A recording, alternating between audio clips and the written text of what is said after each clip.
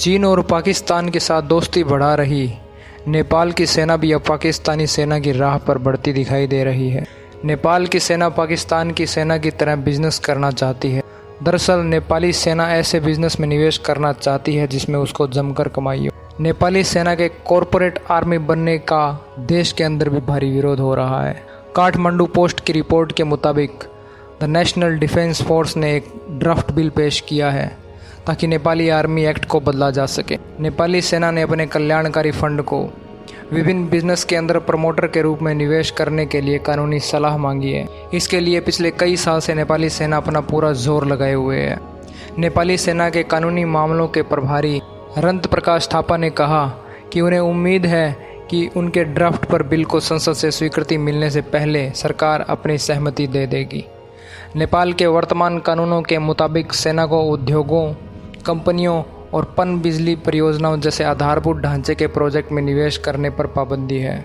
सुरक्षा विशेषज्ञों का कहना है कि नेपाली सेना राष्ट्रीय सुरक्षा, खुफिया सूचना इकट्ठा करने जैसे कामों के बजाय बिजनेस करने में कुछ ज़्यादा ही रुचि दिखा रही है। नेपाली रक्षा विशेषज्ञ गेजा शर्मा वागले ने कहा कि यह बहुत ही चिंताजनक संकेत है। जितना ज़्यादा सेना गैर मिलिट्री गतिविधियों में शामिल होगी उतना ज़्यादा ही पेशेवर रूप से कमज़ोर होगी। नेपाल में माओवादी हिंसा के दौरान नेपाली सेना सड़क बनाने जैसे गतिविधियों में शामिल थी, लेकिन जब हिंसा खत्म हो गई तब भी वह इस काम में ही शामिल है।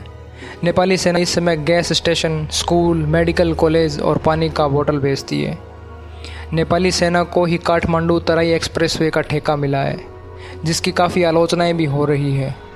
उधर नेपाली सेना का दावा है कि जिन परियोजना में वह शामिल है वे कॉमर्शियल वेंचर है। नेपाली सेना के वेलफेयर फंड को 1975 में बनाया गया था और इसके लिए विभिन्न खातों में अभी 45.86 अरब रुपए जमा है। इसके अलावा उसने 5.74 अरब रुपए निवेश कर रखे हैं। नेपाली सेना के वेलफेयर फंड में पिछले एक साल में 7 अरब 19 करोड़ रुपए की वृद्धि हुई है। दोस्तों, आपको शायद पता होगा कि पाकिस्तान में सेना कितनी प्रभावशाली है।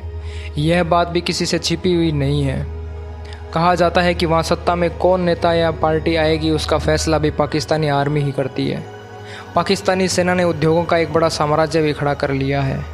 पाकिस्तानी सेना अपने अलग अलग कमर्शियल संगठनों के द्वारा चलाए जा रहे 50 से ज़्यादा कारोबारों और हाउसिंग प्रॉपर्टीज़ की मालिक है। वहाँ की सेना फौजी फाउंडेशन, शाहीन फाउंडेशन, बहरिया फाउंडेशन, आर्मी वेलफेयर ट्रस्ट और डिफेंस हाउसिंग अथॉरिटी के द्वारा अपने बिजनेस साम्राज्य को चलाती आ रही है। एशिया टाइम्स की रिपोर्ट के अनुसार 2016 में सेना के द्वारा किए जा रहे कारोबारों की वैल्यू $20 मिलियन है। यह भारतीय रुपयों में 1400 अरब रुपए है, जो कि केवल 3 साल में लगभग बढ़कर $100 मिलियन यानी लगभग 700 अरब रुपए हो गई है। सेना की ओर से चलाए जा रहे बिजनेस सरकारी कंपनियों से इतर किसी भी तरह की जिम्मेदारी से मुक्त है और इसका वहाँ के रक्षा बजट से भी कोई लेना देना नहीं है। पाक सेना के प्रमुख कारोबारों में banking, food, retail, cement, real estate, housing construction, insurance और निजी सिक्योरिटी सर्विसेज है। नेपाल की सेना भी अब इसी राह पर बढ़ती दिखाई दे रही है। तो दोस्तों, इसके क्या इफ़ेक्ट होंगे आप ज़रूर बताइए हमें कमेंट सेक्शन में। इस वीडियो को लाइक कीजिए, शेयर कीजिए और हमारे चैनल को सब्सक्राइब ज़रूर कीजिए। धन्यवाद।